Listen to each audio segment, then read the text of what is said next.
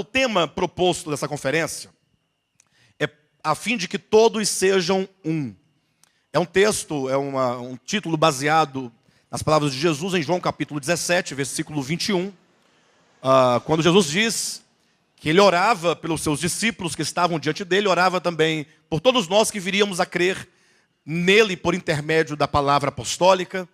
E ele diz, olha, Pai, eu oro para que todos sejam um, a fim de que, como és tu, ó Pai, em mim e eu em ti, sejam eles em nós. E de repente, então, nos deparamos com uma palavra de Cristo, ainda que na forma de oração, que é um tanto enigmática, uma vez que poucos discernem qual o significado dessa palavra de Cristo, a fim de que todos sejam um.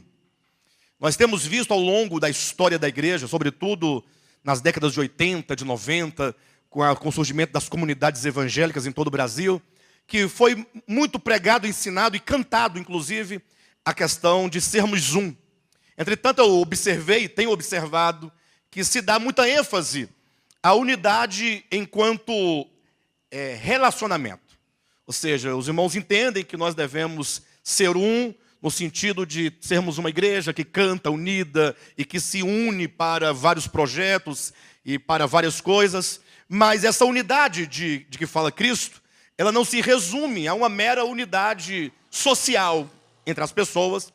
Uma vez que Cristo diz assim, olha, Pai, eu oro para que eles sejam um.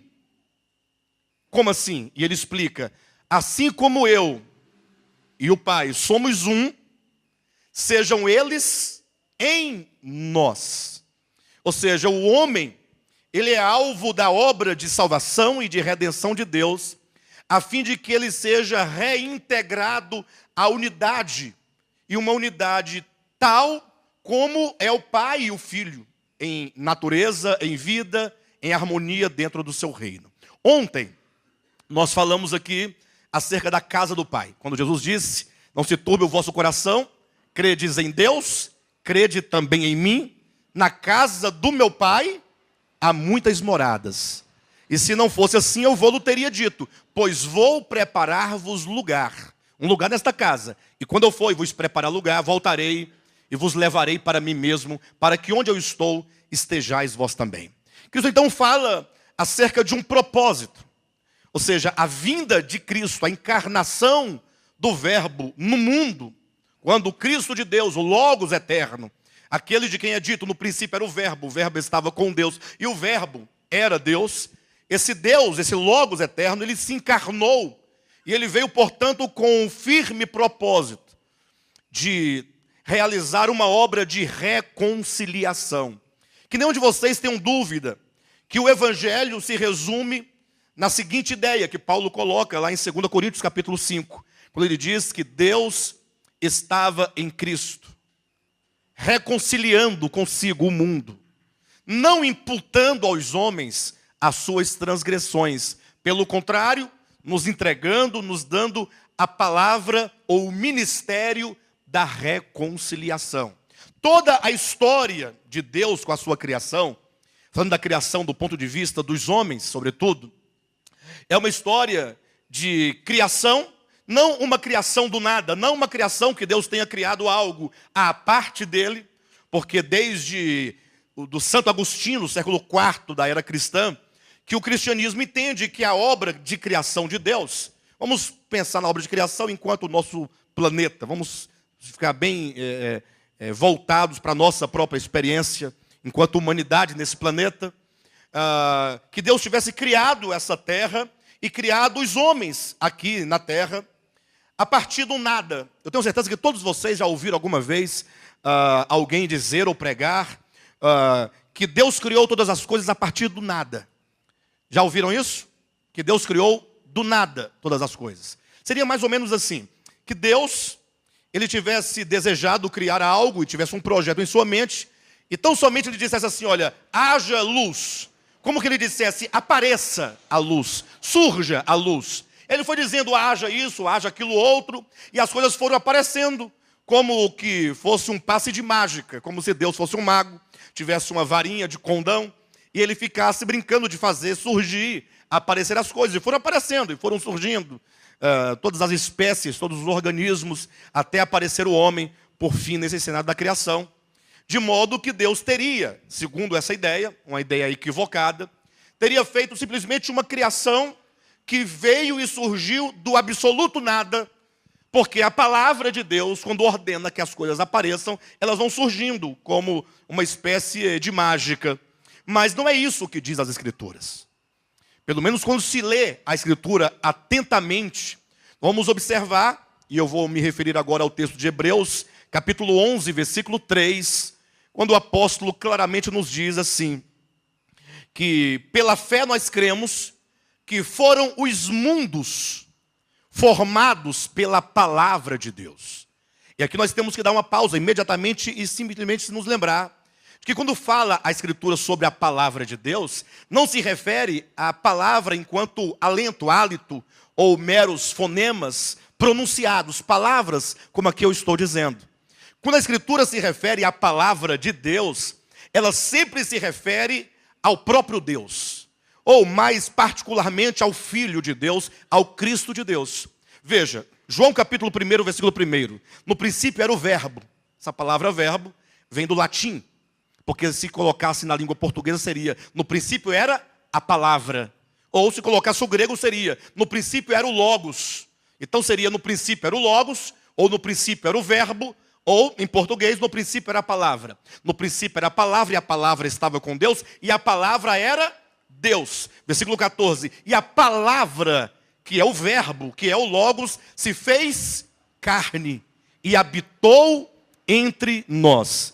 Se nós seguirmos adiante, vamos encontrar ainda no livro de Hebreus, capítulo 4, versículo 12, quando o apóstolo diz assim, porque a palavra de Deus, a palavra de Deus é viva e eficaz, e mais penetrante que qualquer espada de 2 gumes, e ela penetra até o ponto de dividir alma e espírito, juntas e medulas, e é apta para discernir os pensamentos e os propósitos do coração. Durante muito tempo, os cristãos, inclusive até o tempo de hoje, pensam que esse texto se refere à Bíblia Sagrada. Como se fosse a Bíblia no sentido de, porque a palavra de Deus, a Bíblia Sagrada, é viva e eficaz e mais cortante que qualquer espada de 2 gumes e penetra até o ponto de dividir alma e espírito, juntas e medulas e tal. Mas se nós partirmos da revelação das Escrituras, que a palavra de Deus é o Cristo de Deus, então esta passagem de Hebreus está falando acerca de Cristo e não acerca da Bíblia, sem nenhum demérito à Escritura, mas colocando os méritos que há na pessoa do Cristo de Deus, que é o Logos de Deus, que é o Verbo de Deus, que é a palavra de Deus.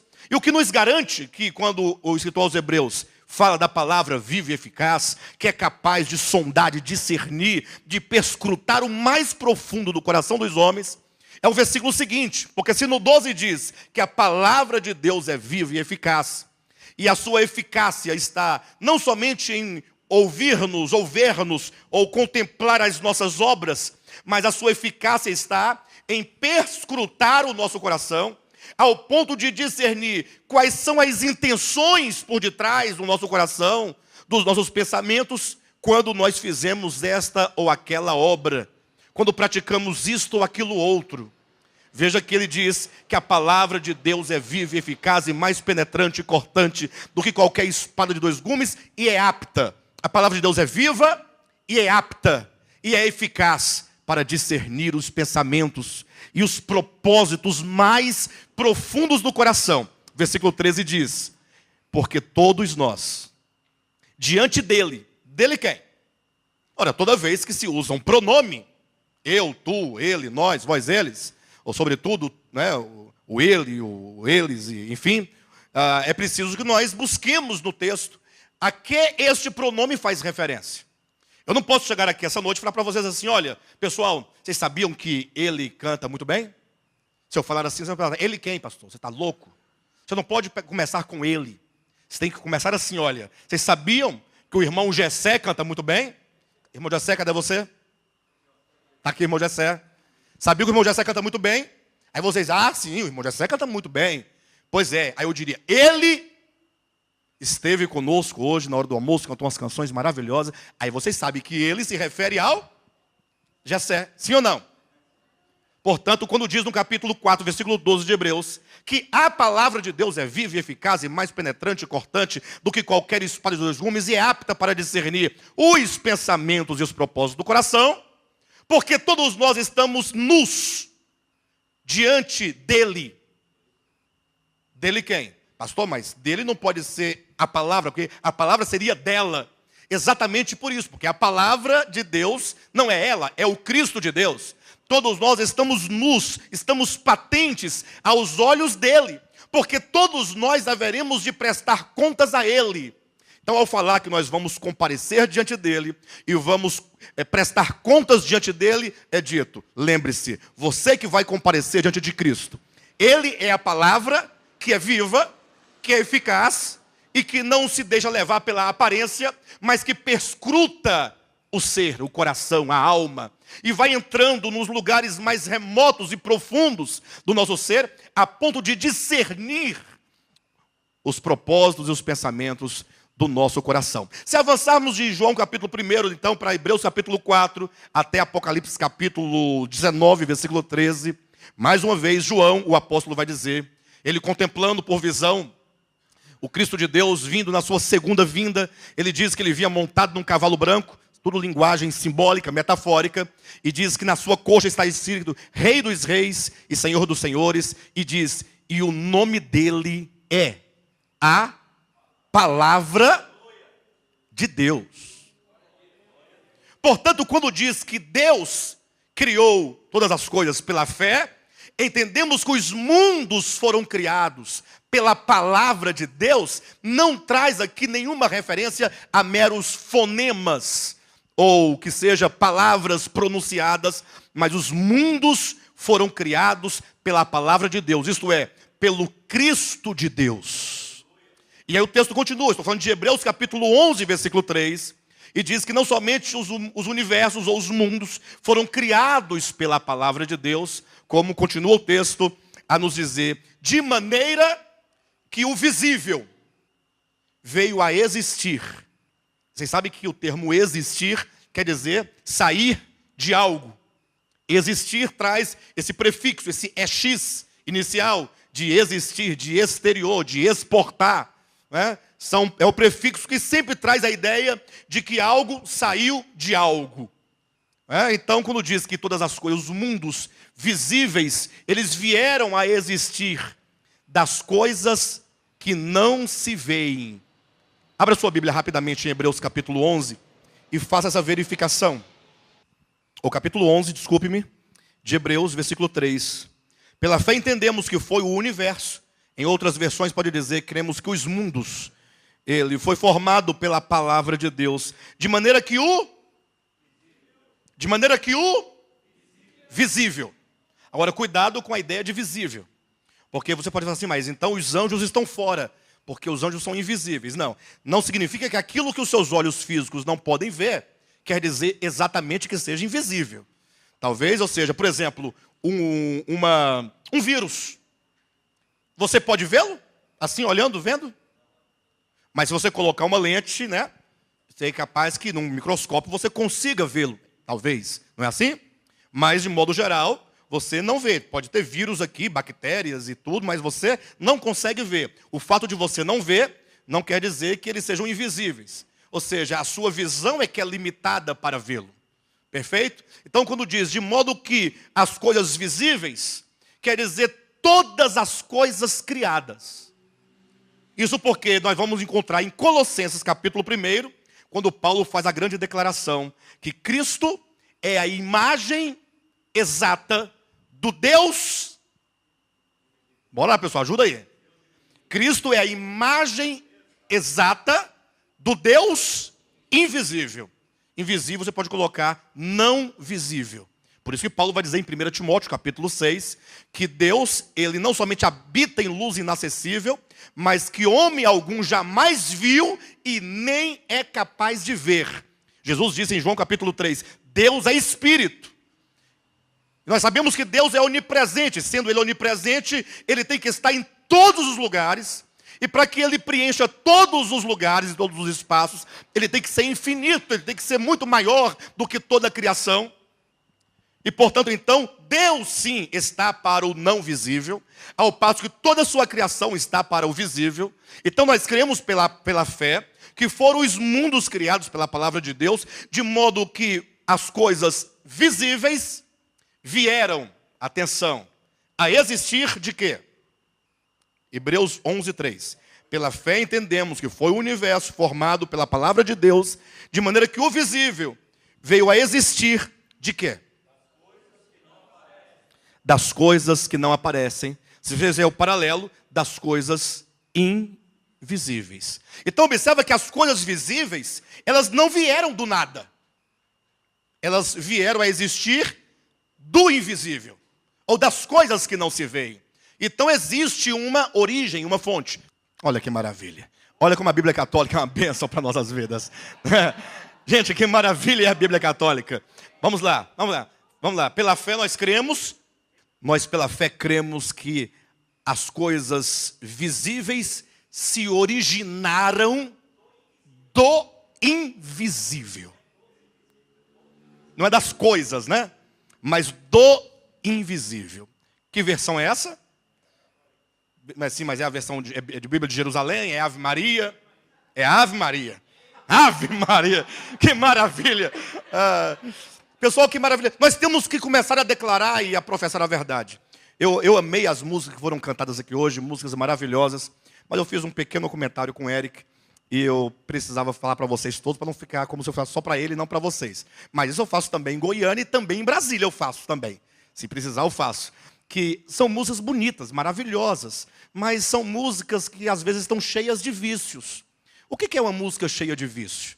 É uma música que tem uma letra maravilhosa, mas eventualmente traz uma ideiazinha que está lá no conceito ainda da religião, que não compreendeu a verdade.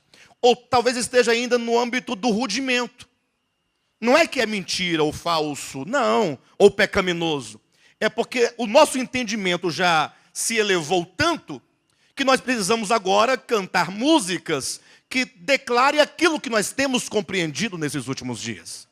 Então, por exemplo, olha, a afirmação, nós sabemos pela fé, e nós cremos, e nós verificamos, e nós declaramos que os mundos, ou que o mundo, ou que o universo, que constituem as coisas visíveis, vieram a existir, procederam, se originaram do invisível. A criação, ela procede de Deus. Ela nasceu de Deus. E por que eu fiz toda essa introdução antes de começarmos o que eu gostaria de dizer essa noite?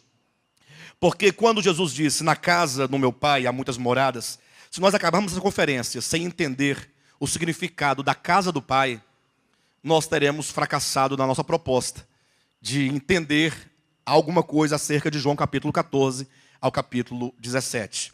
Então nós temos que compreender que essa casa do Pai não é uma referência a uma cidade santa no céu que vai descer de ouro, de cristal, como alguns cantam ou como também diz o Apocalipse capítulo 21 e 22. Devemos nos lembrar que o que diz em Apocalipse 21, a cidade santa, é verdade. Agora, assim como todo o Apocalipse usa uma série de figuras para falar de realidades espirituais, usa a figura do cordeiro e do leão no capítulo 5 de Apocalipse para falar do Cristo imolado e do Cristo ressurreto. Querendo falar do Cristo que morreu pelos nossos pecados e ressuscitou para a nossa justificação, o Apocalipse coloca a figura de um cordeiro imolado e de um leão. Né? São figuras para falar de realidades. Eu não posso ficar a vida todinha. Jesus é um cordeiro. Jesus é um leão. E a criancinha crescendo, imaginando Jesus aquele bezerrinho. Não pode. Tem que entender que o cordeiro, ele apenas nos traz a ideia, não somente de sacrifício, mas de humildade, de abnegação, de entrega, de renúncia, de mansidão e, por fim, sobre o altar, de sacrifício. E que o leão, em contrapartida, a ideia de majestade, de realeza, de força, de governo, de domínio, fala do Cristo agora em ressurreição. Afinal, Cristo, ele é um cordeiro ou é um leão? Ele é cordeiro enquanto aquele que morre na cruz do Calvário é leão como aquele que ressuscita. São figuras. Temos que transcender as figuras, abandonar as figuras para entender a realidade. Apocalipse capítulo 13 fala de um grande animal, de uma besta que emerge do mar. Não devemos ficar pensando que vai surgir um animal com 7 cabeças. Tá? Não, temos que entender que se trata de um poder, de um governo, que haverá de surgir nos últimos dias. Assim, então, Apocalipse capítulo 21 e 22, quando fala daquela cidade que vai descendo, o próprio capítulo 21 vai dizer que ali se trata, então, dos redimidos.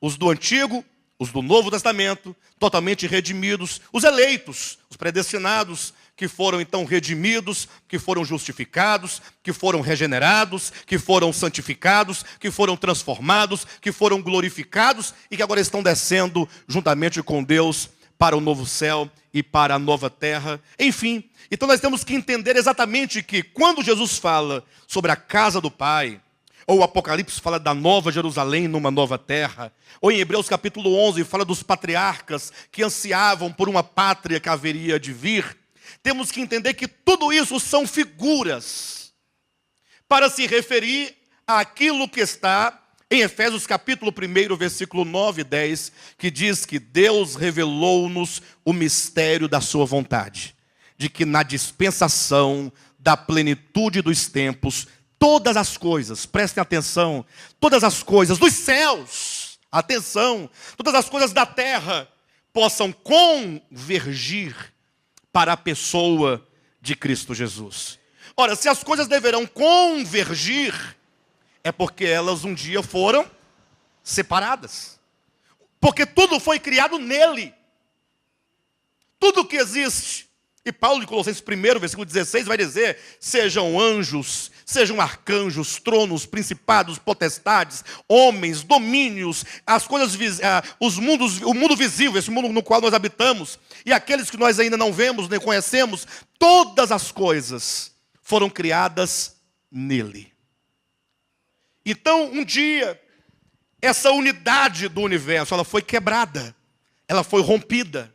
Quando começou no coração de Lúcifer, primeiramente, aquele que, sendo ele um anjo de luz, se tornou diabo. Que nós comumente falamos que diabo significa o acusador, o que é verdade. Mas se você analisar cada pedacinho da palavra diabolos, você vai observar que a raiz dessa palavra, die, logo está falando de separação. Houve uma ruptura, pecado é ruptura. Pecado é separação. Pecado é um coração que já não reconhece mais o Criador como fonte e origem de todas as coisas. É a criatura que diz: não, eu sei, é tudo bem que ele tenha criado, que ele seja o que for, mas eu tenho capacidade, eu tenho como viver por mim mesmo, para mim mesmo. Por que eu vou viver em submissão a Deus, se eu posso ter o meu próprio reino, o meu próprio domínio? Lúcifer então se separa do Criador em sua consciência. Jamais ele poderia se separar de Deus organicamente. Como assim? Quer dizer que o diabo está ligado a Deus organicamente? Estranho, né? Que coisa estranha, pessoal. Isso é estranho. Porque eu penso que o diabo ele está no lugar onde Deus não pode estar. E onde Deus está, o diabo não pode estar. Primeiramente, entenda que o diabo, o Lúcifer, ele enquanto um anjo, ou que seja um querubim, ele é uma criatura. Apenas uma criatura, como vários anjos, como nós todos.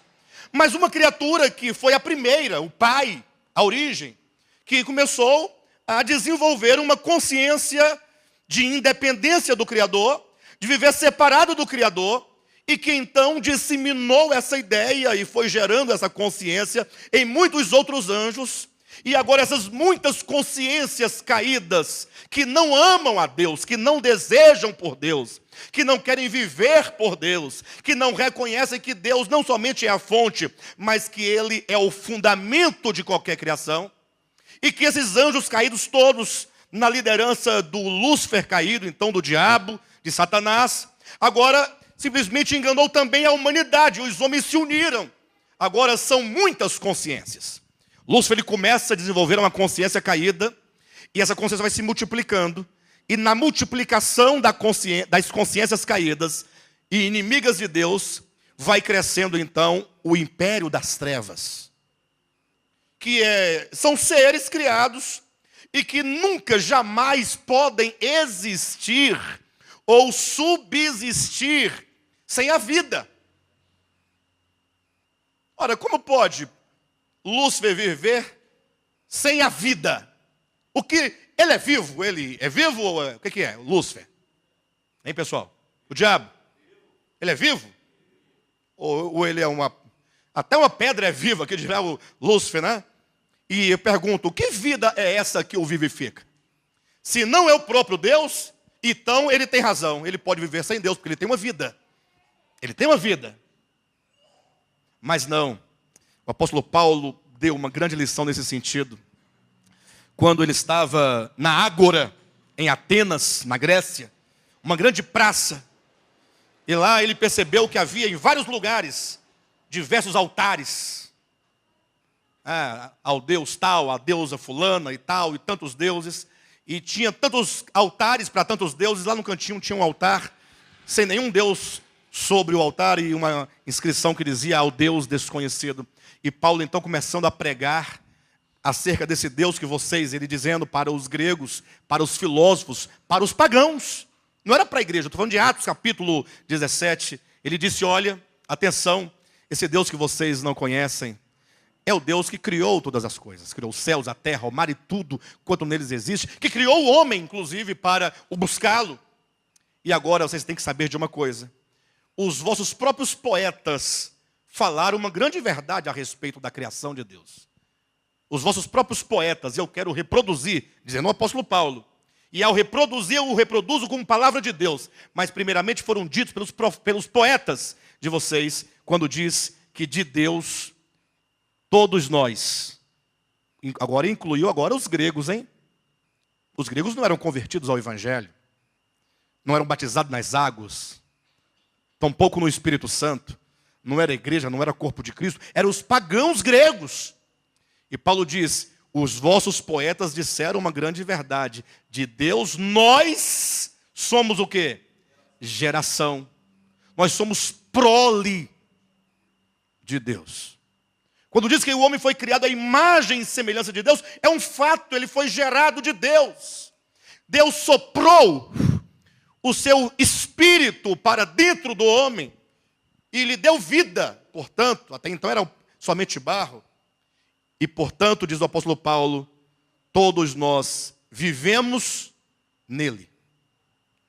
E nós nos movemos nele. E nós existimos nele. E aqui nós temos que começar a entender algumas coisas. Eu quero começar a enumerar. E aqui eu começo a mensagem dessa noite. Até agora foi só uma introdução que não estava preparada. E hoje eu vou até o final, viu, pessoal? Em nome de Jesus. O conceito de reino de Deus. Quando você lê na casa do meu pai, ou quando você lê em Apocalipse a Nova Jerusalém e o novo céu e a nova terra, você tem que pensar em reino de Deus. Alguém pergunta, o que é o reino de Deus? E um dos vícios que nós costumamos reproduzir nas nossas canções, no nosso falar, é dizer que o reino de Deus virá sobre nós. E isso, não que esteja errado, mas há um vício que nós pensamos assim, olha, Cristo virá. Quem crê que ele virá? Lógico, Jesus vai voltar, sua segunda vinda. E quando ele voltar, ele trará o seu reino sobre nós. E portanto os cristãos estão, até os dias de hoje, aguardando pela chegada do reino. Irmãos, tenham paciência, porque embora estejamos assim, mas tão logo Jesus voltar, ele trará o seu reino. Estamos aguardando o reino chegar de algum lugar. E eu pergunto, ora, o que é o reino de Deus? Vamos começar pelo conceito de reino. Para existir um reino, é preciso, primeiramente, haver um soberano. Se não houver um soberano, não há reino. Pode haver qualquer outra coisa, porque a palavra reino, no grego basileia, traz a ideia de um domínio. E para haver domínio, tem que haver um soberano. Perfeito? Porque começa daí. E se o reino é o reino de Deus, então não temos dificuldade em identificar quem é o soberano. Deus. Deus é o soberano. Ele é o Altíssimo. Inclusive o profeta Isaías o chama em algumas vezes no seu livro de o alto. Ele é alto. Ó alto. Mas não é um adjetivo, é substantivo. O alto, o altíssimo, o grande, o soberano. Ora, para ter um reino tem que ter um soberano, mas também tem que haver o quê? Tem que haver, antes do súdito, vamos colocar na ordem que está na minha cabeça, tem que haver um território. Pode, porventura, um soberano reinar sem ter um limite onde ele trará o seu governo? Não existe reino sem soberano e sem um território. E aí vem a grande sacada, a grande questão. Qual é o território do reino de Deus? Qual é o território do reino de Deus? Onde ele governa. Toda a criação? Existe algum lugar do universo em que você pode dizer assim, ó, essa parte do universo aqui, ó, Deus não exerce domínio algum. Ele não é soberano nessa região. Existe esse lugar? Abra sua Bíblia rapidamente em 1 Crônicas, ou 1 Crônicas, primeiro livro das Crônicas, capítulo 29. Há um texto aqui, palavras de Davi, que são palavras de Deus na boca de Davi. Capítulo 29, versículo 11. Só o versículo 11 é suficiente para trazer o entendimento que queremos dizer aqui agora. Olha que maravilha. Eu vou falando e vocês repitam comigo, por gentileza. Diga assim, teu Senhor. Não. Está muito ruim. Não é para mim não, pessoal. Não é para mim não. É para o alto. É para o soberano. Só existe um soberano. Então diga assim, teu Senhor.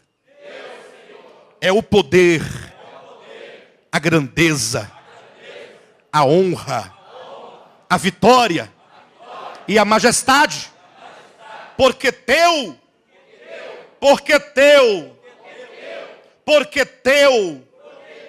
é tudo quanto há nos céus e na terra.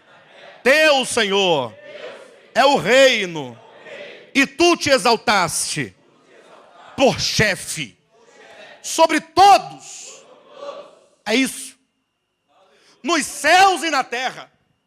Portanto, ele é o soberano e toda a sua vasta criação é o território. Onde houver um átomo de criação, Deus tem governo, poder, autoridade, domínio. Porque é dele. Tudo ele criou. Nele, por meio dele e para ele. Portanto, ele é o soberano e toda a criação, a vasta criação, os mundos, os multiversos, tudo. Onde houver espaço, lá é o território do domínio do rei. Agora, se há o soberano e há o território, há de se ter o que mais? Os súditos. Aqueles que lhe prestam serviço, honra, louvor, glória, que estão a serviço dele. E quem são os súditos? São todos os seres criados. Todos, absolutamente. Desde o átomo até a mais elevada consciência. Até o mais inteligente ser. Homens, anjos, não importa. De sorte que se você bem observar, o reino de Deus não é algo que chegará de algum lugar a algum lugar. Se estamos aguardando chegar o reino de Deus de algum lugar, significaria que ele não está aqui. Alguém diz, pastor, mas e ele está aqui? Numa desgraça dessa, de um Brasil desse, situação da política, da economia, das religiões, as doenças, as enfermidades, a miséria, a fome, a dor, a lágrima, a angústia, a morte, o luto, o desespero. Calma. Nós vamos entender por que as coisas estão deste modo. Para vocês entenderem, nós temos o soberano, nós temos o território, nós temos os súditos, que são todos os seres criados, desde a infraconsciência, a consciência mínima, até a consciência mais elevada. Mas se tem um soberano, tem um território, tem uns súditos, falta algo. O herdeiro, mas pode ter um reino sem herdeiro.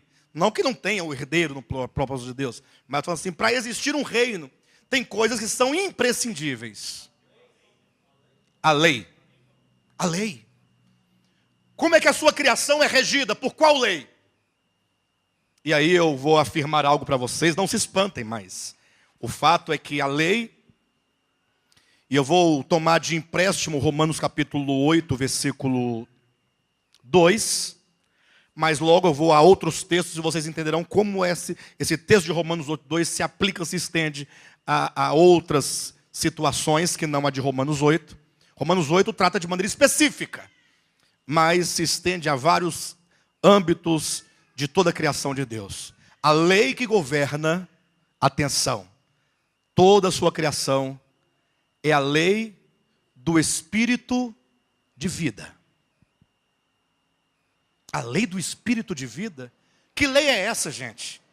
Bem, o apóstolo Paulo, no contexto de Romanos 8, ele diz que nenhuma condenação há para os que estão em Cristo Jesus, porque a lei do Espírito de vida te livrou da lei do pecado e da morte. Agora eu estou dizendo que a lei do Espírito de vida é a lei nesse reino de Deus que governa toda a criação de Deus. Bem, se é a lei do Espírito, e esse Espírito é o Espírito de vida, temos que pensar da seguinte maneira: bem, que Espírito é esse e que vida é essa? Então primeiro vamos pensar, Deus é Espírito. Deus é Espírito. E Deus é a vida. Quando Deus criou todas as coisas, e aí vamos voltar para João capítulo 1, versículo 1 em diante. João diz assim, olha, pensem comigo. Vamos pensar antes da criação existir. Pensem comigo, todos vocês. No princípio era o verbo. O verbo era. Ele não é criado no princípio. No princípio era o verbo. E o verbo estava com Deus. E o verbo era Deus. Então vamos caminhando no raciocínio de João. No que ele está dizendo. O Logos eterno. A palavra Logos no grego significa exatamente a razão. Mas não confunda a razão com intelecto. A razão é a inteligência máxima, superior a tudo. É Deus, na plenatividade da sua consciência. Deus é a consciência absoluta. É ela que gera todas as consciências, desde a mais ínfima consciência até a maior de todas as consciências criadas. Deus é a superconsciência, Ele é Espírito. E agora é dito, todas as coisas, então chegaram nas coisas, foram feitas por intermédio dele, da palavra, do Cristo, do Logos, o Filho de Deus, o Cristo de Deus. Todas as coisas foram feitas por intermédio dele. Então, a palavra de Deus, que é o Cristo de Deus, é o agente que trouxe a existência, que gerou todas as coisas. Porque todas as coisas foram feitas por intermédio dele. Atenção. E sem ele, a parte da sua natureza, a parte daquilo que ele é em essência, nada do que foi feito se fez. Pastor, você está querendo me dizer então que Cristo, ele existe, ele subsiste na sua criação? Parece um pouco estranho, mas vamos com calma. Tenham paciência. Quem está dizendo é o apóstolo João. Todas as coisas foram feitas por intermédio. Ele é o arquiteto e ele é aquele que, por meio dele, ele realiza e traz a existência, ele gera. foram feitos por intermédio dele e sem ele. Nada do que foi feito se fez. E a prova do que eu estou dizendo vem no versículo seguinte. A vida. Que vida? Não está falando da criação, não? Não é, no princípio era o verbo, ele era Deus. Tudo não foi feito por meio dele? E agora é tudo que foi feito, que está aí, todo o universo. A vida não faz viver todas as coisas ou não? Desde um micróbio até o homem, vamos falar até nós, para nós entendermos melhor. Não é isso ou não? A vida em você? Tem vida em você ou não tem? A vida que agora está na criação. Onde ela estava antes. Essa é a questão e esse é o ponto. Por muito tempo, confesso a vocês, eu pensei que Deus havia criado a vida. Que Deus, ao criar o homem, criou a vida humana. Que ao criar os vegetais, criou a vida vegetal. Que ao criar os animais, criou a vida animal. Até no passado nós fazíamos distinção entre vida animal, vida vegetal, vida humana, vida mineral, se é que havia, né? Naquele tempo, nem pensávamos nisso. Mas a pergunta é, essa vida que vivifica tudo e a todos, que está aí em você, que está no ateu, o ateu que não acredita em Deus. Eu não creio, não, tudo bem. Você tem vida aí? Tem. Não, tá bom. A vida que está na criação, onde estava antes? Ele inventou? Veio do nada? No princípio era o verbo estava com Deus e o verbo era Deus. Todas as coisas foram feitas por intermédio dele. E sem ele, nada do que foi feito se fez. E a vida estava nele. Portanto, a vida que agora está aí procede dele. Mas não pense que o verbo, o logos e a vida sejam duas coisas. Como se o verbo fosse algo, e porque ele tem vida para dar, ele distribui vida à parte dele. Não. 1 João, capítulo 1. Abra sua Bíblia, por favor. Não pense você que a vida é algo à parte do logos, ou que o logos tenha vida. O logos não tem vida, viu, amados? Não se espante. Capítulo 5, versículo 20. Me perdoe, amados. Capítulo 5, versículo 20. Encontraram todos? Quero que você leia com seus olhos, para que não te fique nenhuma dúvida no seu coração. Repita comigo, que quando vocês repetem, vocês confessam. Quando confessa, você não tem como dizer que não é. Né? Diga assim, também sabemos. Você sabe disso que você vai dizer agora? Também sabemos. Você sabe disso? Bem, se não sabe, vai saber agora. Também sabemos que o Filho de Deus é vindo.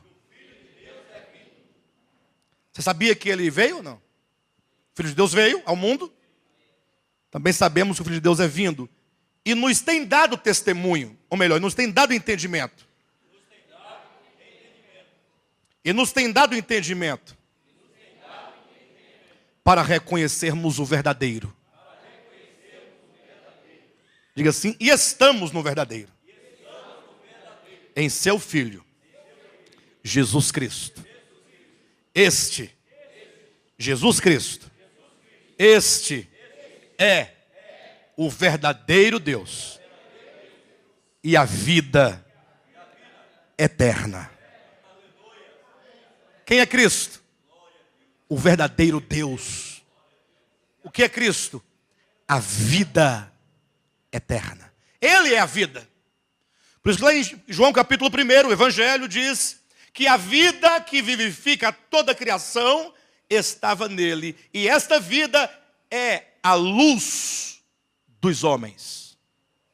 Essa luz resplandece dentro do homem para trazer discernimento e conhecimento de Deus. E, portanto, devemos nos lembrar e entender que essa vida, que é o próprio Cristo, ela está presente em toda a criação. E essa vida, portanto, é que está constantemente gerando, criando e recriando todas as coisas. Esse cosmo no qual nós vivemos, observa que ele está sempre se recriando ou não? Sim ou não? Já imaginou se o cosmo fosse igual, por exemplo, um carro que você compra, que por mais bonito e lindo e maravilhoso que ele seja, com o tempo começa a bater biela, funde um motor, vira uma coisa velha, joga para lá, não serve mais para lá, nem o ferro velho quer mais. O cosmo, ele é vivo. O cosmo é um organismo. E a vida, que é o próprio Cristo, é que dá a esse cosmo toda a sua força, toda a sua vitalidade. É Ele que alimenta, é Ele que sustenta, é Ele que equilibra. Palavras de Paulo, que é pela palavra de Deus que todo o universo se sustenta. E, portanto, todo o cosmo, que é exatamente o quê? O território do reino de Deus, onde estão os súditos de Deus, todos eles estão sendo governados por esta vida. Esse reino de Deus, portanto, a autoridade de Deus, portanto, o domínio de Deus, portanto, é absoluto. Querem ver uma coisa? Está lá uma mulher, se casa com um homem. Ou, se vocês quiserem preferir, pensa num cavalo e numa égua. Também pode. Num porco, numa porca. Num casalzinho de bicho ou de gente. Estão lá. E aí os dois se amam e se namoram. E desse amor e dessa relação, que é uma relação orgânica ou não é orgânica? Um homem e mulher. Que se misturam. Agora você imagine que o homem traz dentro de si sementes. Quem foi que gerou semente dentro do homem? De onde vêm essas coisas? De onde vem? Nós temos que pensar. E aí se relaciona com a mulher, e a semente vai, e aquela sementezinha que para nós não tem juízo nenhum, vai inteligentemente em busca e na direção do óvulo. Como é que ele sabe o caminho? Como é que ele sabe o caminho? Por que ele não vem para a orelha? Para o fígado, para o rim, para as tripas? Por que busca exatamente? E todos eles são milhões na disputa para saber qual que vai fecundar o óvulo. E quando fecunda, houve ali então a concepção, concebeu, e aí nós chamamos de o milagre da vida, mas de milagre não tem absolutamente nada. É a lei da vida, é a coisa mais natural, porque a vida é inteligente.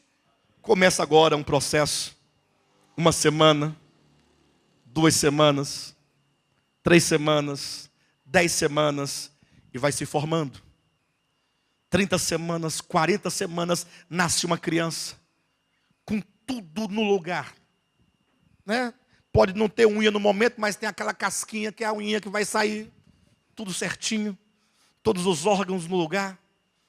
A vida, isso se repete por quanto tempo? Tem quanto tempo que as coisas, que isso é assim? E essa máquina nunca parou? Nunca fundiu? Nunca estragou uma peça? O homem cria um computador.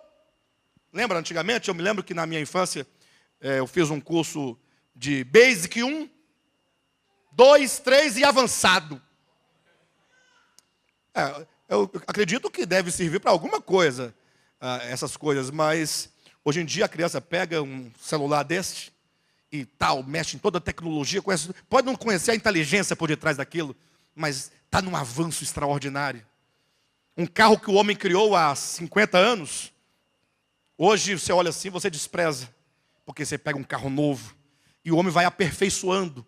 O homem só aperfeiçoa porque o que ele fez anteriormente não estava à altura do que tem que ser. E hoje o que nós chamamos de perfeito, amanhã está ultrapassado, está antiquado. E quando foi que o organismo humano se tornou antiquado? E o que faz essas coisas serem deste modo? É a lei da vida.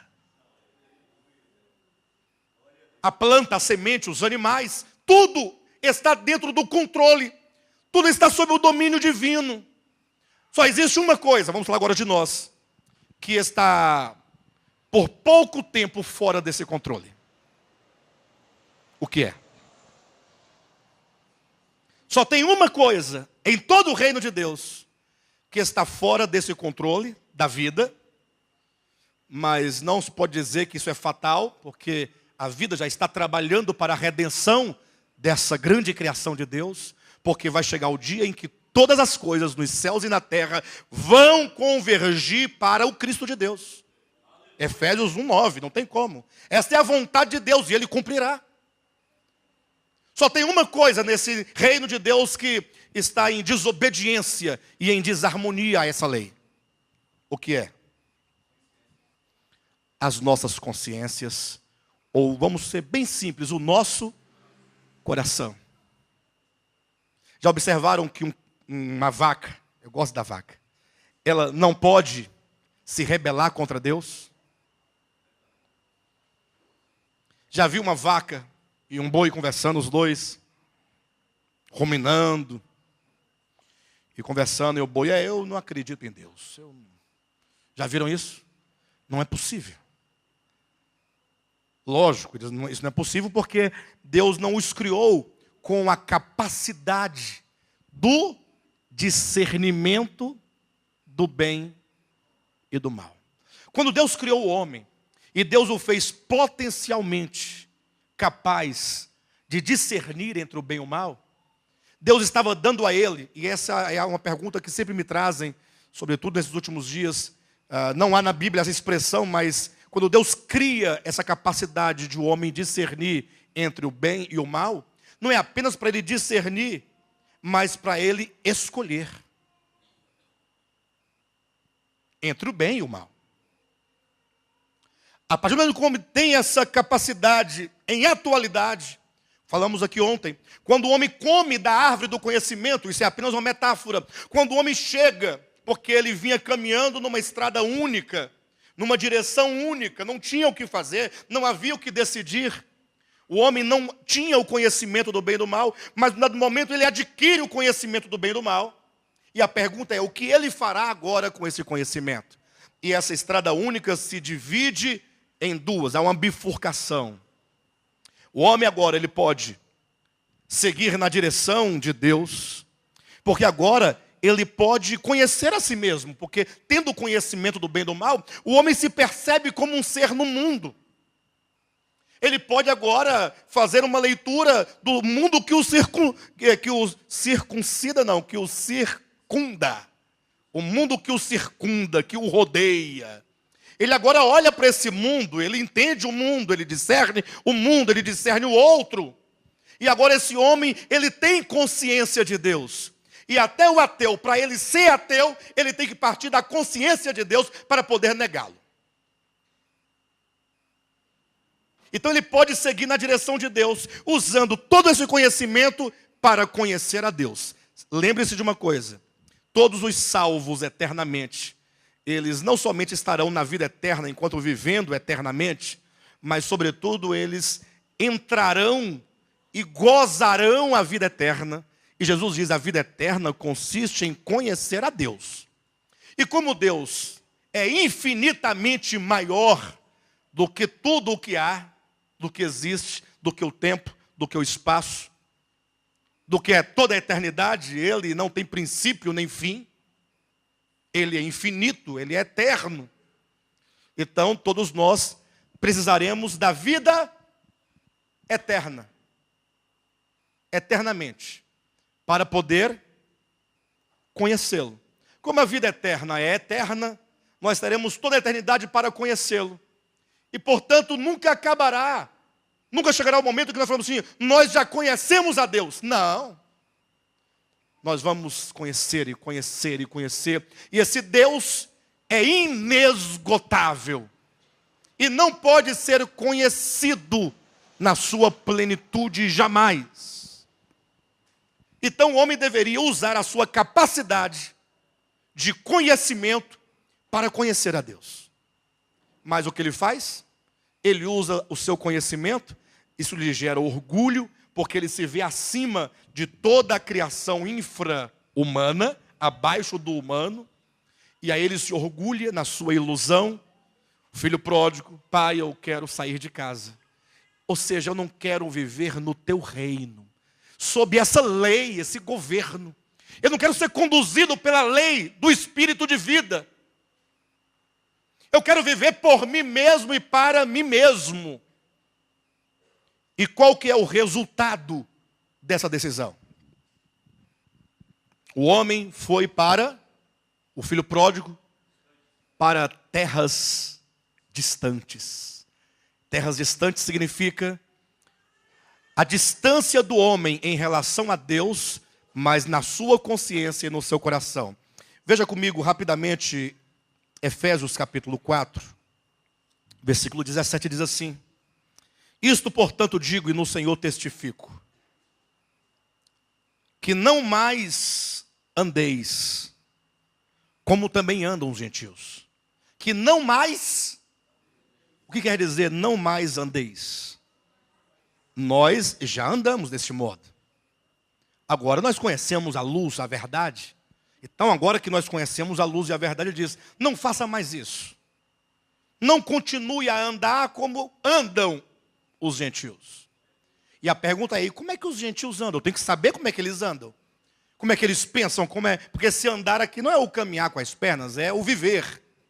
Como é que eles vivem, para que eu possa evitar esse viver dos gentios? Aí ele diz assim: na vaidade dos seus próprios pensamentos. Olhe para mim em nome de Jesus.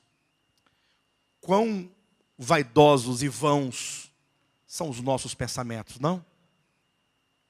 Como nós nos iludimos com nós mesmos. Como nós somos capazes de nos julgar capazes sem o Senhor. E por mais que nós declaremos, ou declaremos com os lábios, eu dependo do Senhor, muitas vezes a nossa vida prática e diária é um depender de nós mesmos. Quando Cristo disse, só para nós termos uma ideia prática do que eu estou dizendo: buscai, pois, em primeiro lugar o reino de Deus. Ele quer dizer, olha, em primeiro lugar, na nossa existência, o que deve ser? O reino de Deus. Tudo que diz respeito ao reino de Deus, primeiro plano. Agora, as outras coisas, e ele chama de outras coisas, o comer, o beber, o vestir, essa vida cotidiana aqui na terra, ele diz, não, essas coisas, as outras coisas serão acrescentadas. Esse é resultado de buscar o reino de Deus. Agora, cuidado. Eu já vi gente falar assim, eu vou buscar o reino de Deus para que as outras coisas venham. Então, esse interesse já logo diz que o reino de Deus não é em primeiro lugar. Ele está em busca das outras coisas, por isso ele faz isso. O homem tem que ter uma consciência. Buscai, pois, em primeiro lugar o reino de Deus, porque o reino de Deus é o que há de mais importante. O resto não importa. Aí, quando esse coração é absoluto pelo reino de Deus, esse coração, essa pessoa, essa alma, se torna como eu posso colocar? Um magnetismo que atrai as demais coisas. É o resultado do próprio reino de Deus. Porque a vida nos alimenta, nos embeleza, nos veste, nos cura, nos restaura. A vida, ela só pode gerar vida. Quanto mais você estiver no reino de Deus, mais vida, mais ânimo, menos doença, menos perturbações, menos angústias, menos depressão. É a vida que nos traz saúde para o espírito, para a alma e para o corpo. Então nós sabemos disso. Aí eu pergunto. Aí nós fazemos um hino. O Eric faz uma canção. Tem até uma canção que você falou sobre isso, mas não desse aspecto, mas tudo bem. Não tem nada a ver, me ver agora, você está na minha frente. Sobre o reino de Deus. Aí nós cantamos na igreja. Teu é o reino, Senhor, o poder, a majestade. Pô, nós buscamos em primeiro lugar o Senhor porque amamos o teu reino. Não cantamos assim? Com a mão, choramos, sim ou não? Mas, quando nós falamos do nosso intelecto, dos nossos talentos, dos nossos esforços, da nossa vida cotidiana, nosso trabalho, nós empenhamos tudo isso que temos em maior proporção para o reino de Deus ou para nós mesmos? É uma pergunta. Como é que é? Qual que é a resposta? Vocês têm a resposta. Para nós mesmos. Então dizer que nós buscamos o reino de Deus é o exemplo. Isso não significa muita coisa. Entenderam ou não? Então a igreja hoje, do Senhor Jesus Cristo, ela vive um problema. E esse problema, essa enfermidade crônica, que nos faz, tanto quanto qualquer pessoa que não seja da nossa igreja ou de igreja alguma, porque nós estamos dentro de um problema comum de toda a humanidade. Egoísmo é próprio dos gentios? Vem de onde? Da vaidade dos pensamentos.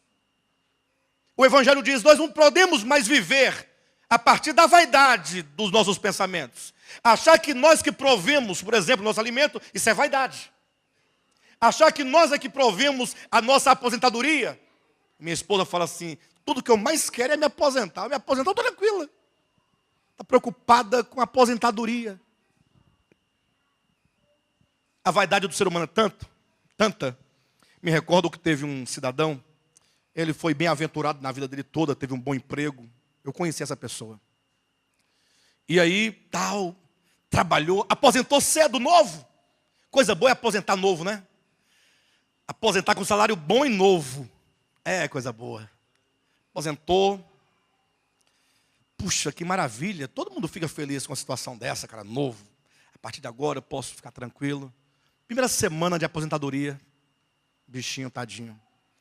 Subiu para arrumar o telhado da casa. Caiu e morreu. Que infelicidade. Sim ou não? Mas talvez ele tivesse projetado, agora falo em hipótese, tira a pessoa de que eu estou falando, não tem nada a ver, mas só para a gente pensar um pouco. Tá? Tinha todo um projeto, o que ele ia fazer agora, aposentado, vou comprar uma terra, vou plantar, vou cuidar de uns animais, vou comprar um carro, vou fazer uma viagem, vou poder viajar, passear, conhecer os parentes, o Brasil. Morreu.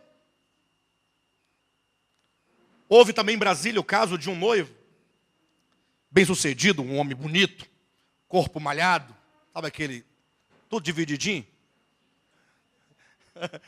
Todo dividido, todo malhado, bonito, jovem. A moça mais linda ainda, evidentemente, lógico. Casal bonito, rico, concursados, todos dois. Puxa vida. Deram uma festa daquelas festas, sabe? Sabe aquelas festas mesmo de verdade? Lá no Lago Sul, coisa grande, bonita. Só gente bonita.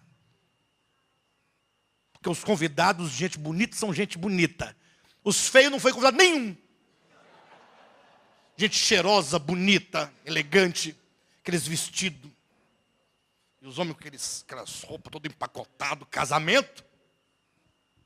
Maravilha. O padre, sei lá, o pastor, todo mundo. Cerimônia bonita. Imagina só a contratação do buffet. A banda. A noiva entrando, o trompete tocando ao vivo. Lindo, maravilhoso. Coisas de outro mundo. Aí foi para a festa, todo mundo bebendo. Champanhe para todo mundo. Champanhe cara. O noivo tal bebendo champanhe aqui. Aí ele teve a infelicidade e a vida tem coisas que a gente não compreende.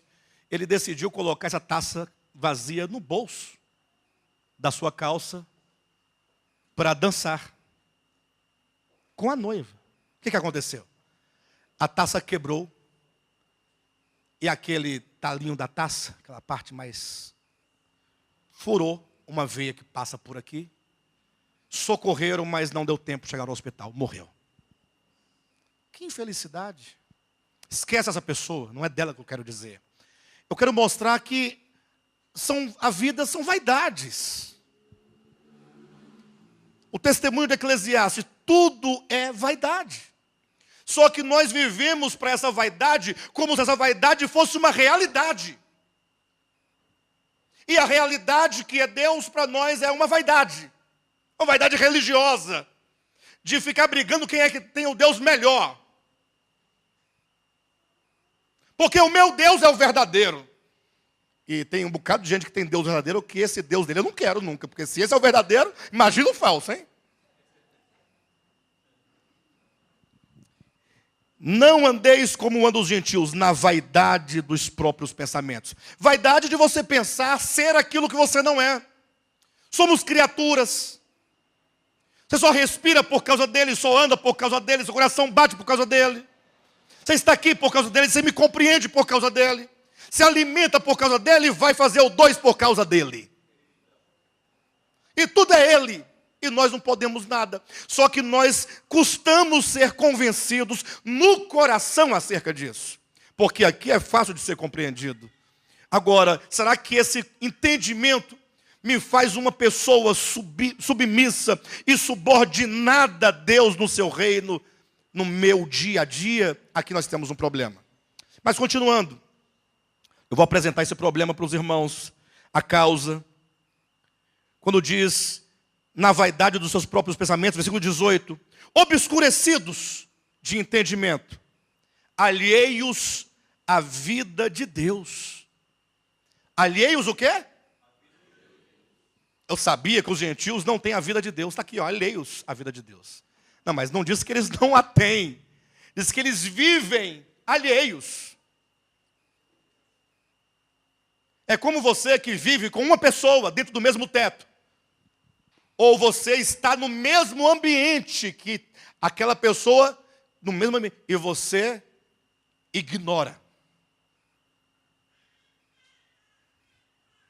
Passa, não viu ninguém, não passei por ninguém, não tem ninguém. O gentio, ele vive alheio à vida de Deus. Ele tem a vida de Deus, mas ele vive como se não tivesse. Ele está pouco aí para essa vida de Deus, porque ele quer ter sua vida própria. Olha o texto. Alheio à vida de Deus. Por causa de quê? Por causa da ignorância em que vivem. Em razão da incredulidade e da dureza do coração. É um homem caído, é uma consciência caída, que muitas vezes até cria uma religião para Deus, mas não significa que essa pessoa está integrada no reino de Deus, está reconectada com Deus, reconciliada com Deus, que ama a Deus. E esse problema nosso, nós temos que tratar conosco, ou com nós que somos cristãos. Por que nós não conseguimos alçar ainda? Enquanto filhos de Deus. A canção diz da manifestação dos filhos de Deus. Por que isso não aconteceu ainda? E o primeiro problema eu quero dizer, é um problema que eu chamo particularmente de a teologização da verdade. Os cristãos há 2000 anos estudam as Escrituras. Há 2000 anos. Depois de 2000 anos estudando, debatendo, discutindo, passando por vários movimentos diferentes. Já fizemos agora 500 anos de movimento de reforma protestante. O que foi reformado? Sabe o que foi reformado? O compêndio teológico. O compêndio. O raciocínio teológico foi reformado. O que é a teologização da verdade? Esse é o primeiro problema. É o homem que, ao invés de se voltar para a verdade enquanto verdade. E o que é a verdade? O que é a verdade? Querem saber o que é a verdade? Olhem para mim por um momento. Meu tempo é curto, eu não vou ler, mas os textos vou só falando. Vocês vão entendendo e anotando para depois ler em casa. Estou tentando explicar para vocês o que eu chamo de teologização da verdade. É o homem que não tem nenhum interesse pela verdade enquanto verdade. Ele tem interesse em saber se os seus pressupostos filosóficos acerca da verdade estão corretos ou errados. E a partir daí que eu crio o meu raciocínio que define e conceitua e organiza essa verdade em blocos de doutrinas, eu agora vou usar essa ferramenta para provar que o seu raciocínio acerca do que a verdade é está errado. Aí eu vou tentar te convencer para vir para a minha igreja. Aí você vem para a minha igreja, mas passa um tempo, você discorda daquilo que eu estou pregando, aí você vai para outra igreja. Porque a outra pessoa te convenceu daquilo. Aí você fica a sua vida todinha mudando sempre para a melhor igreja. A igreja que melhor tem a doutrina mais perfeita, mais correta. E você pode encontrar uma igreja cuja doutrina seja perfeita, mas isso não muda a sua vida. Talvez te gere maior orgulho. E você vai falar assim, puxa, eu tenho aqui a compreensão do que é a verdade. Vocês sabem de nada, vocês estão todos perdidos, velho. Vocês ainda estão falando de Moisés, eu já estou aqui na frente, eu já estou depois de Paulo, ó, bicho, passei de Paulo, lá na frente. Mas não muda. A verdade não pode ser objeto de nossa mera observação. A verdade tem que ser objeto da nossa experiência pessoal. Pastor, mas o que é a verdade? Então veja, eu vou ter que abrir porque senão fica complicado. Romanos capítulo 1, rapidamente, a partir do versículo 18, veja o que diz. A ira de Deus se revela do céu. Atenção, a ira de Deus se revela ou se revelará? Ou é futuro ou é presente? Então cuidado para você não ficar ali nesse texto pensando no juízo final. Porque essa ira que se manifesta está diante dos nossos olhos. Isso eu quero que vocês vejam. A ira de que fala aqui é presente, não é passado e nem é futuro. No caso aqui, no tempo de Paulo era presente. Para nós é passado o texto, mas é um passado que se atualiza a cada dia na experiência humana. A ira de Deus se revela do céu contra toda impiedade e perversão dos homens, que detêm a verdade pela... Puxa, esses homens de que fala o texto, eles detêm a verdade, eles são um empecilho à verdade. Eles querem obstruir o avanço e o caminho da verdade. E eles o fazem para poder viver nas suas injustiças. Então o texto fala sobre a verdade. Então o texto tem que dar conta sobre o que é essa verdade. Para que eu entenda que eu não posso me relacionar com a verdade meramente no âmbito do intelecto, das minhas deduções filosóficas e conceituais, mas de ter uma experiência dessa verdade. O que é a verdade? Versículo 19. Porquanto o que de Deus se pode conhecer é manifesto entre eles, porque Deus lhes manifestou. Então eles estão indo de encontro à verdade, obstruindo a verdade. Mas eles não têm desculpa para obstruir a verdade, porque a verdade foi a eles mostrada, foi a eles revelada. Porque aquilo que de Deus se pode conhecer foi manifestado a eles. A verdade é o próprio Deus revelado. A verdade é Deus manifestado. Deixa eu ver se eu consigo explicar para os irmãos em poucas palavras sobre a verdade. Por que Jesus falou, eu sou o caminho, eu sou a verdade? Por que ele é a verdade? Imagine vocês que Deus, o eterno, o Deus invisível, o Deus que homem algum jamais viu nem é capaz de ver, ele é a realidade. Ele é o real, só ele é real. Ele é. Foi assim que ele se identificou para Moisés, dizendo, olha, se perguntarem quem foi que te enviou, diga que o eu sou, aquele que é, ele é. E ele ser, o fato de ele ser, isso é realidade, ele é a realidade. Só que ninguém jamais o viu e nem é capaz de vê-lo. Se ele é a única realidade e eu nunca vi, como eu posso saber como ele é? Daí começam as cogitações humanas. Um fala que Deus tem cabeça de vaca, outro fala que Deus é o sol, outro fala que Deus é isso, é aquilo outro. Aí os homens vão criando seus deuses.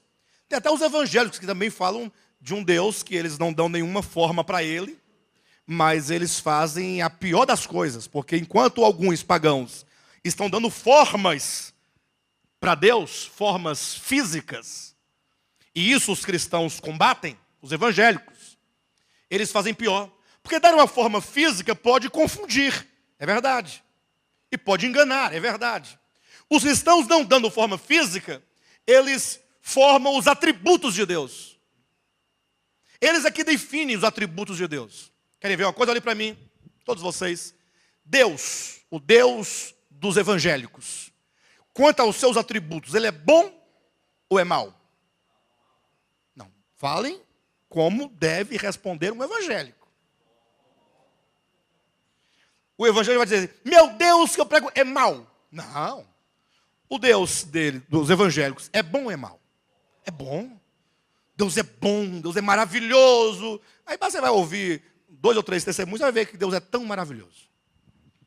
Mas de repente essa mesma pessoa que diz que Deus é bom, está dizendo que Deus vai lançar num lago de fogo, um tacho de fogo, muito fogo, as almas de todos os pecadores.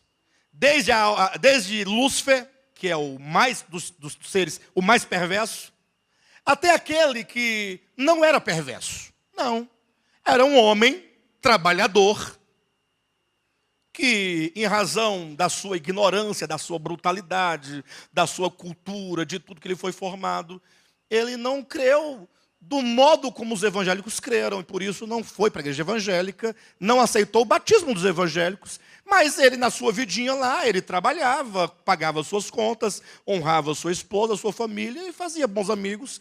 Final de semana, ninguém merece, como diz o irmão Gilmar, ninguém é de arame, tomava uma cervejinha com a carninha, batia um papo, e a vida tocou, mas ele não aceitou, entenda, não que ele não tenha aceitado a Deus, ou crido em Deus, mas ele não aceitou o Cristo e o Deus dos evangélicos no formato como os evangélicos apresentaram. Não quis o batismo dos evangélicos, ele não acreditava nos evangélicos. Mas não é que ele era ateu, mau, perverso, agnóstico. Não, é porque os evangélicos nem lhe davam bom testemunho. Ele falou assim, não, eu não quero ser igual a vocês, não. Eu estou bem aqui, eu estou melhor do que vocês aqui. Imagine. Aí Deus vai pegar esse indivíduo, não somente este, mas um próprio crente que passou a vida todinha, 50 anos servindo a Deus, mas por infelicidade, faltava 10 dias para ele morrer. Ele não sabia disso, ninguém sabe o dia da morte. Aí ele desviou. Deixou de congregar, não foi mais, parou de dar o dízimo, aí voltou a fumar, que ele gostava de fumar, voltou a tomar uma pinguinha, ele gostava da pinguinha, dançar um forrozinho. Não quero mais não. Eu creio em Deus do meu modo, tá bom, mas não quero mais vocês. Pronto, eu quero. Está desviado? Se é assim, estou desviado. O que você quer fazer? Não, eu quero só ser eu mesmo. Aí Deus vai pegar isso também, sim ou não? E jogar num tacho de fogo. E esse fogo é um fogo que nunca se apaga. Não basta o fogo, tem vermes e gusanos no meio. E demônios com risadas de hiena. E o Satanás com um garfo furando de baixo para cima. E em vez em quando vai um anjo de longe e joga enxofre. Porque não basta o fogo, tem que ter enxofre. E essas almas ficarão aí, sabe por quanto tempo? Eternamente queimando, nunca, nunca, nunca, 1 trilhão de anos, 1 sextilhão de anos, e de eternidade, e mais eternidades, e lá no céu, só os evangélicos com Jesus cantando, de branco, coroa na cabeça, harpa, tocando, glória, glória, aleluia, e o povo lá se queimando. Imagine só depois de passar, eu não sei nem falar um número grande demais, como é que é? Você é mais inteligente do que eu, um número grande de anos. Quantos milhões? 1 trilhão de séculos. É muito tempo? Aí vamos ver como é que estão as almas lá no fogo. Aí está lá, ai, e gemendo, e gemendo. Aí, Senhor, por gentileza, não vai acabar nunca. Não, não acaba nunca, não. Aí não. Eterno. Senhor, mas aquele indivíduo lá, eu conheço ele. É verdade, ele foi um pecador, como todos nós fomos também. E ele não era evangélico, o senhor tem razão, eu concordo com o senhor. Mas ele só pecou por 50 anos. E a pena dele é eterna, não interessa, é eterna. A pena minha é, se tiver 1 minuto de pecado, é suficiente para ser condenado por toda a eternidade. Nunca vai morrer. E vai sofrer para sempre, para saberes que eu sou Deus. E comigo não se brinca. Esse Deus é bom? Não, esse Deus é bom? Se você que é mau, Jesus fala que nós somos maus, fosse dar uma pena para esses indivíduos, grosso modo, sem entrar muito no meio, você daria essa pena?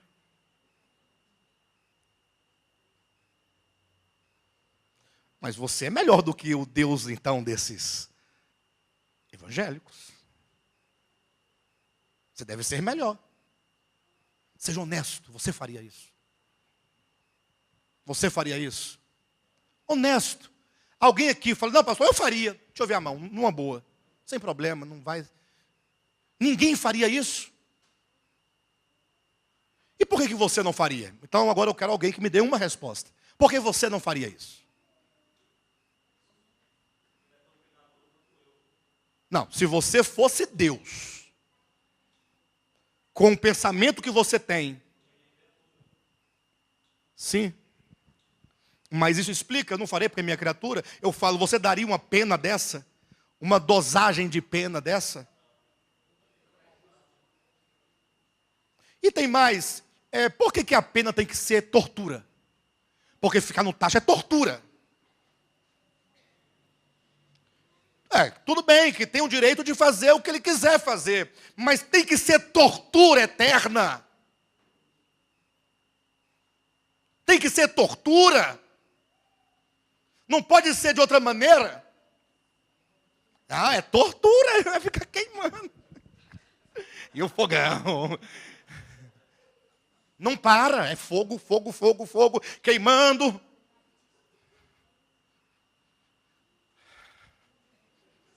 Não pode parar. Fogo, fogo, fogo. Isso é tortura ou o que é isso aí? Como é que dá o nome disso?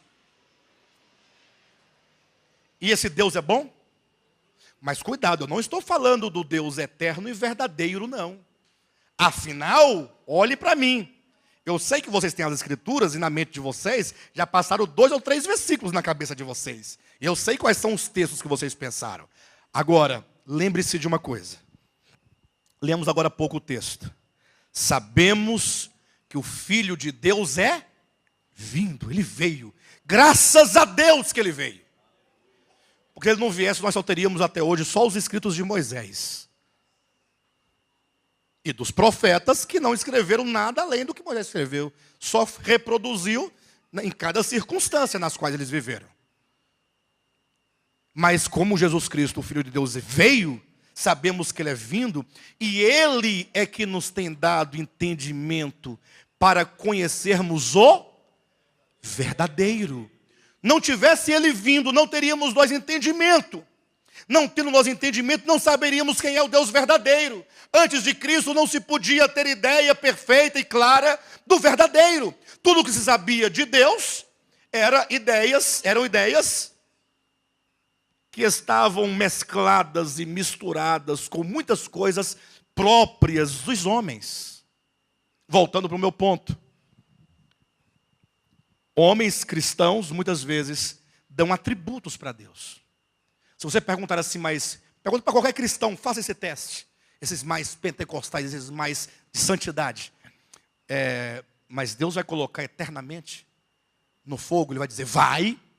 E se você explicar direitinho, mas você não acha que é tortura, que é isso, que é aquilo outro? Ele sempre vai justificar dizendo, não, mas ele é Deus. Ele pode. Ele é o... Ou seja, ele vai sustentar até o fim.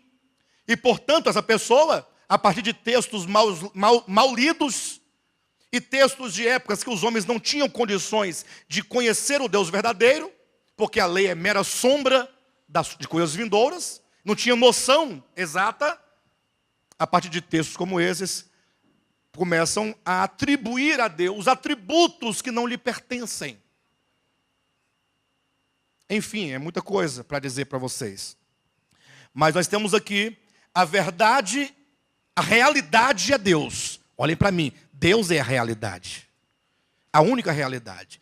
Como nenhum de nós sabemos como Ele é, morreríamos eternamente, sem saber, cada um dando uma imagem, um modelo, um tipo de Deus, projetando o seu próprio Deus. As religiões estão aí porque cada uma projeta o seu próprio Deus.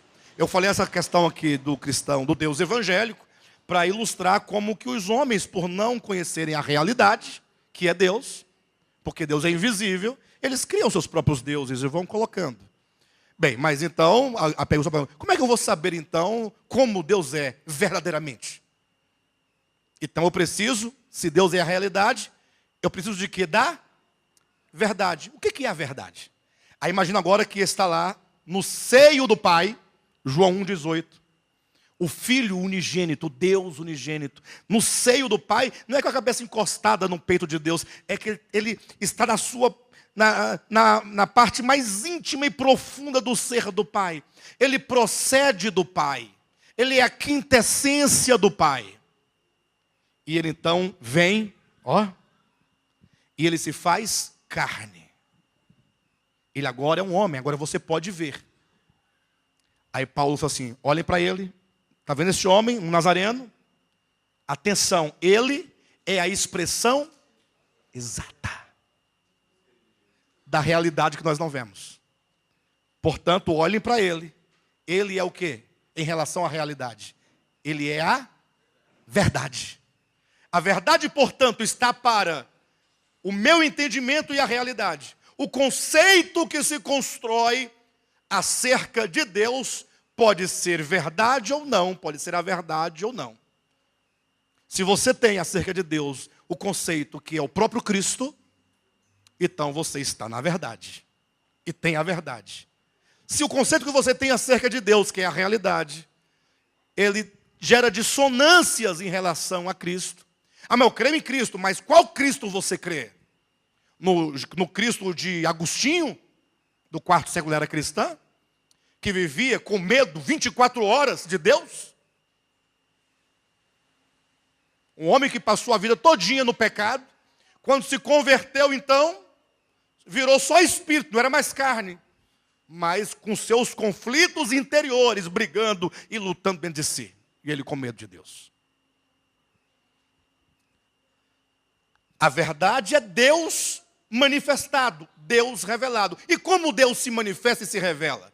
Progressivamente, em vários níveis, desde o que Paulo vai colocar como a criação, até no máximo que é o Deus Filho encarnado. Então vejam, versículo 19 de Romanos 1, porquanto o que de Deus se pode conhecer é manifesto entre eles, porque Deus lhe manifestou. Porque os atributos, atenção, invisíveis de Deus, que maravilha, hein? Assim o seu eterno poder, como também a sua própria divindade, claramente se reconhecem desde o princípio do mundo, sendo percebidos por meio das coisas que foram criadas. Quando você olha para a criação,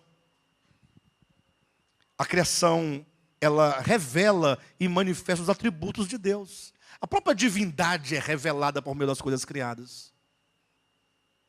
Eu estava um dia desse pensando, eu fui ao mercado com minha esposa, aí fomos comprar algumas verduras, aí eu olhei e tinha lá um repolho roxo e um repolho verde. Eu falei, mas que coisa maravilhosa. Deus criou repolho roxo. Que ideia fantástica. Aí criou o repolho verde, aí cria, então, o pimentão. Aí ele falou, não, tem que ter o pimentão vermelho, tem que ter o amarelo, tem que ter o verde. Deus é assim. Há mais de 50 tipos de banana. 50 espécies diferentes. Banana ourinho. Mas Deus é espetacular. Banana da terra, banana nanica, banana maçã, banana não sei o que, é muita banana. Abundância. Quando nós assistimos aqueles documentários de animais na televisão, gosto muito. Eu fico emocionado como que Deus é terrível, é tremendo. Ele faz cada tipo de macaco.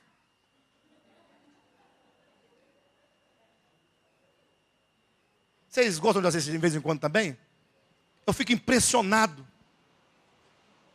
Ele faz uns peixes diferentes, com as escamas, com as cores, um laranjado assim, que você fala, meu Deus, essa cor, nenhum homem nenhum faz essa cor. Tremendo. As escamas todas simetricamente desenhadas.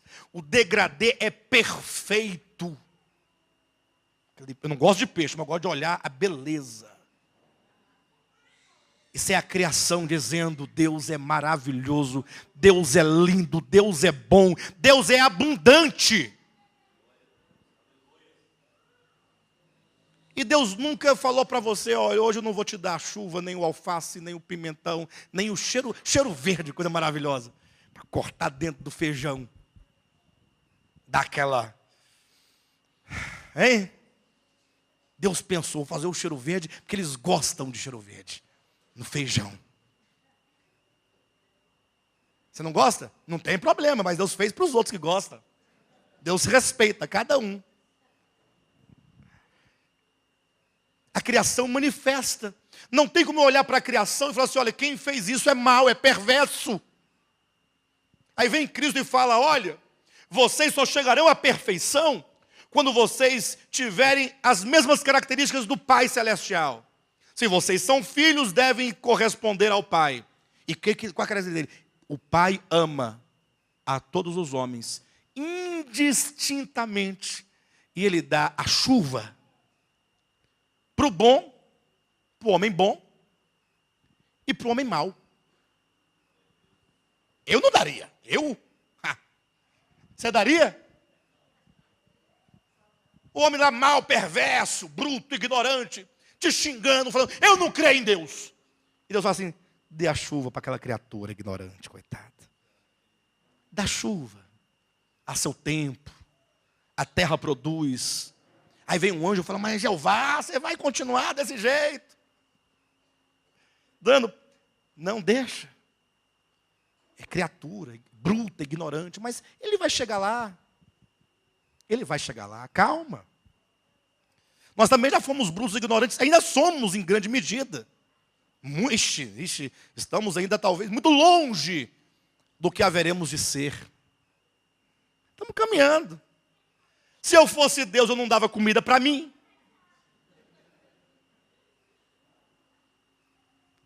Então está aqui. Agora, diante dessa manifestação, por menor que seja, divina, isso é a verdade.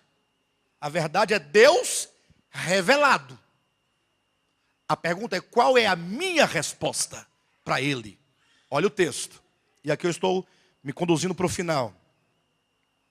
Versículo 20: porque os atributos invisíveis de Deus, assim o seu eterno poder, como também a sua própria divindade, claramente se reconhecem desde o princípio do mundo, sendo percebidos por meio das coisas que foram criadas. Tais homens são, por isso, indesculpáveis. Porquanto, tendo o quê? Conhecimento de Deus, não o glorificam como Deus. Isso é um coração desviado. Não é desviado da igreja, não, é desviado do reino de Deus. Ele vive dentro do reino de Deus, usufruindo da beleza de tudo que Deus é e do que Deus fez, mas ele não reconhece. Esse é o problema da consciência caída. Versículo 21. Tendo conhecimento de Deus, não o glorificaram como Deus, nem lhe deram graças. Então qual que deve ser o andar e o viver de alguém que está retornando para essa íntima e profunda comunhão da casa do Pai?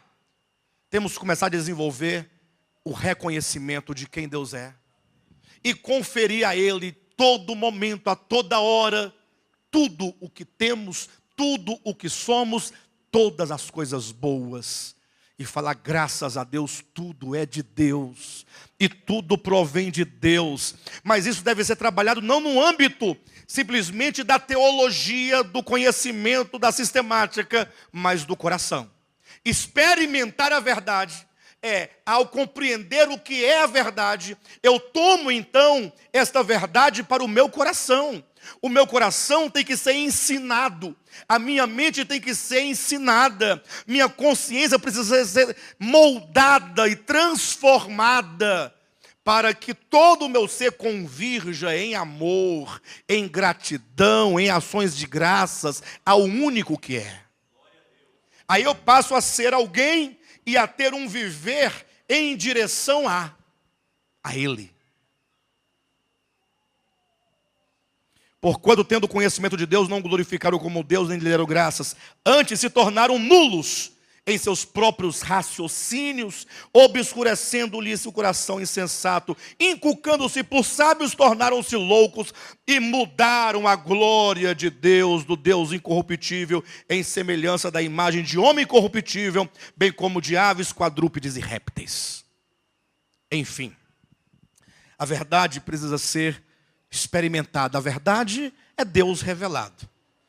De modo que quanto mais eu conheço a verdade, pessoal, eu vou acabar. Me ajuda aí.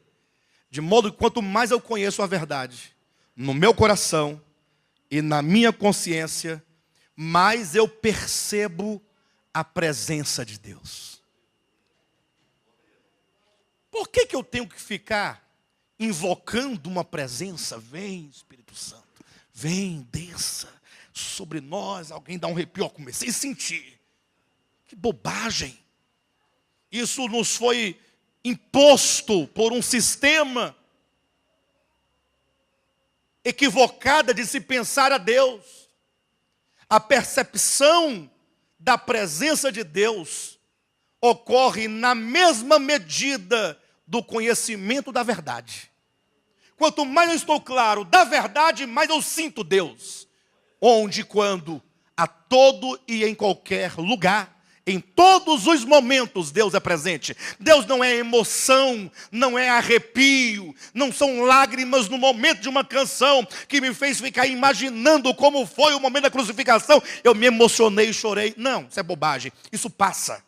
Sai da porta para fora, você esquece aquela emoção e toca a vida do mesmo jeito como andam os gentios. A verdade é algo a ser experimentada e a fazer parte.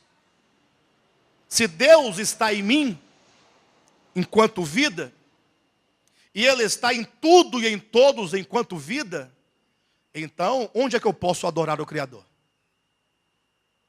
E quando eu posso adorar o Criador? A vida é uma adoração. Eu sou o templo. Onde eu estiver, templo. Pessoas são templo. O reino de Deus é o templo. Não importa a ocasião, o lugar. Deus é espírito, disse Jesus, em relação à adoração. Deus é espírito. Para de tentar configurar as coisas do ponto de vista geográfico, material, espacial, temporal. E comece a experimentar Deus na existência sua e de todas as coisas.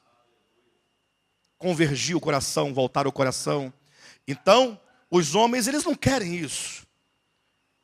Sobretudo os religiosos, eles querem teologizar a verdade. Pegar a verdade que é Deus revelado ao meu coração, a minha experiência, e colocar na forma de doutrinas. Doutrina certa, errada. Certo, errado. Certo, errado. Esse manual está condenado. Próximo manual, vamos lá. Fazer a verificação. E com isso, sabe o que ocorre? Sabe qual é o resultado da teologização da verdade? É o ateísmo prático. Não o ateísmo filosófico. O ateísmo filosófico é aquele que desenvolve vários e toda uma sistemática de silogismos de negação da divindade. Nós não temos, e nós até somos contra qualquer tipo de sistema filosófico que negue a Deus de alguma maneira, sim ou não? Só que na vida prática, no andar prático, no viver prático, muitas vezes vivemos como se ele não existisse. Querem ver como muitas vezes, e não poucas vezes, vivemos como se Deus não existisse?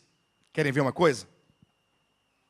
Passavam os homens, durante toda a sua existência, do lado de mendigos, paralíticos, cegos, pobres, miseráveis, órfãos, viúvas,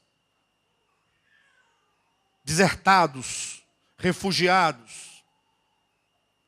E eu simplesmente achava que é um bando de desempregados e de vagabundos. Sim ou não? As cadeias estão assim, de presos. Aí eu falo, dentro do meu juízo político, mas, lógico, uns vagabundos desses, bando de marmanjo, tudo traficante, estuprador, só gente que não presta. Pena de morte é pouco para essa gente. Sou cristão. Mas o meu juízo é muito severo para tudo e para todos. Eu explico por que aquele passa fome. Vagabundo, safado. Família rica, leva para casa, ele foge, ele quer a rua. E eu não consigo ver uma alma escrava. Quem é que tendo casa, pai, mãe, família, prefere uma marquise? Quem é essa pessoa? Se ela não tiver uma alma algemada, escrava, e aquela pessoa, coitada, não tem força de sair daquela situação. Enfim, passam seus tempos, vem o tribunal do trono de glória. Aí aparece Jesus no contexto de Mateus 25. Mas eu vou falar sobre isso melhor. Ele falou, olha, Érico para lá, para minha esquerda. Vocês para minha direita. Evaldo para a esquerda. Você direita. Separou as nações, todo mundo. O que vai acontecer?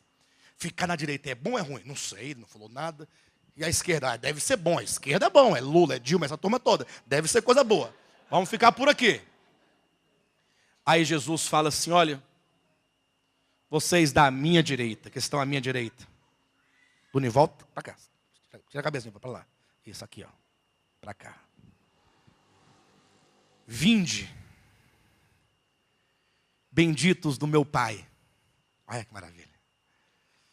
Uma novidade para vocês. Vocês possuem um reino por herança, desde a fundação do mundo. Legal? Felizes ou não? Aí aparece alguém, mas tem uma coisa errada, não, Jesus? Aí, essa turma não é crente, não era evangélica, não. Os evangélicos, salvo engano, já foram julgados no tribunal de Cristo. Aqui são as nações. Nada a ver com igreja. Calma. Eu vou justificar o motivo por que vocês possuirão esse reino. Sabe por quê? Porque eu tive fome e vocês me deram de comer. Eu, Jesus, tive sede e vocês me deram de beber. Estava nu, vocês me vestiram. Eu estava preso. Lembra dos presos? E vocês foram me visitar. Quanto a vocês, à minha esquerda, afastai-vos de mim, malditos, para a condenação eterna. Não era nem para vocês essa condenação, ela foi para o diabo e seus anjos. Vocês foi que se aliaram, e se agarraram, e se misturaram, e se amarraram a eles. Então, só resta a morte eterna, não tem. E eu vou dizer por quê. Porque eu tive fome. E vocês não me deram de comer. Eu tive sede, vocês não me deram de beber. Eu estive nu, vocês não me vestiram. Preso, não me visitaram. Aí o drama agora é geral. Quando foi que isso aconteceu? Olha, eu não me lembro disso. Eu não me lembro. Aí é que está o grande problema. A teologização da verdade, ele quer apenas definir Cristo enquanto conceito. A verdade diz, não, gente, é para ser experimentada na alma, no coração. Quando vocês fizeram isso, para aquele pequenino, para aquele outro, o preso também, o preso, vocês faziam a mim. A mim. Porque não se serve a Deus com canções, com instrumentos, com corais e com, como é que fala? As danças. Coreografias. E com jejuns. E com dízimos e construções de templos. Não se serve a Deus assim. Não se serve a Deus com mãos humanas. Deus se serve com o coração. Só se é possível servir a Deus servindo ao meu próximo. É no outro que eu sirvo a Deus. Você pode ter a melhor igreja, o melhor edifício, os melhores gasofiláceos, o melhor tudo, o melhor coral, a melhor banda, uma sinfonia, cantando os mais belos hinos, telão, tudo de LED. Daqui a pouco o telão vai ser holográfico. Luzes, aquela coisa, aquela multidão. Pode parar. Tudo errado. Tudo errado. Não se serve a Deus assim.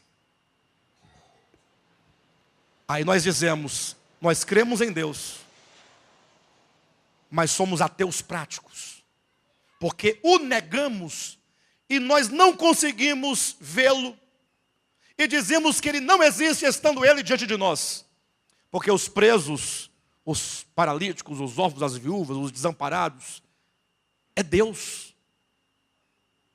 E nós dizemos, não creio, não é, são vagabundos. Mas eles são Deus, é o Deus eterno? Não. É que o Deus eterno, ele é servido e se manifesta no homem. Ele próprio que disse, vocês me deram de comer, quando deram de comer a eles. Sim ou não? Então, a teologização da verdade gera um ateísmo prático.